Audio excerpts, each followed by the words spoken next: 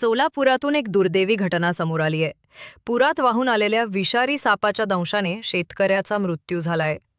सोलापुरातील सीना नदीला पूर आला होता। पुराचं पाणी शेतकऱ्यांच्या घरातही शिरलं होतं। याच पुराच्या पाण्यातून विषारी साप घरात शिरला।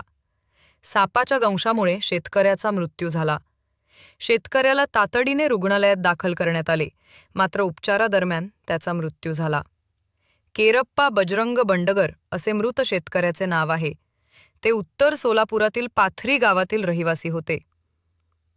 गेल्या काही दिवसांपासून मराठवाड्यासह पश्चिम महाराष्ट्रात पावसानं धुमाकूळ घातला आहे। संततधारेमुळे अनेक भागात महापूरसदृश्य परिस्थिती निर्माण झाली आहे। लाखो शेतकऱ्यांच्या पिकांचं नुकसान झाले आहे। काही शेतकऱ्यांनी शेतीची झालेली नासधूस पाहून आत्महत्या करण्याचा निर्णय घेतला।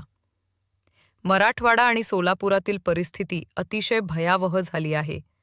अशातच आणखी एका शेतकऱ्याच्या मृत्यूनंतर हळहळ व्यक्त होत आहे। सोलापुरात सीना नदीला पूर आला होता। पुरात काही शेतकऱ्यांचा संसार उद्ध्वस्त झाला होता। केरप्पा बजरंग बंडगर यांच्या घराचंही नुकसान झालं। सीना नदीच्या पुराचं पाणी केरप्पा यांच्या घरात घुसलं होतं। 20 सप्टेंबर रोजी पुराच्या पाण्यासोबत विषारी सापही शिरला होता। याचा पाण्यात वाहून आलेल्या विषारी सापाने बंडगर यांना दंश केला होता। यानंतर कुटुंबियांनी त्यांना तातडीनं रुग्णालयात दाखल केलं होतं।